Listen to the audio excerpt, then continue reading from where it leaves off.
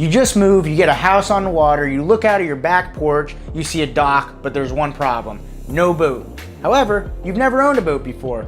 Well, we're talking about beginner boats, the boats that are just turn and go, hose and go, don't need to worry about it.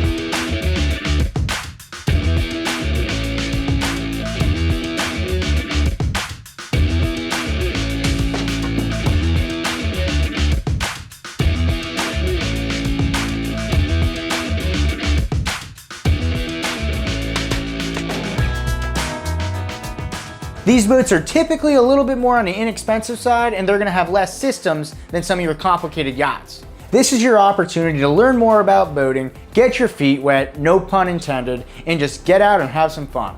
These beginner boats might be a 17-foot center console, maybe even a 19-foot bow rider, typically have a single outboard engine, something that doesn't require any preventative maintenance besides, of course, flushing your engine out and checking your oil. There's really not much to go wrong in the grand scheme of things.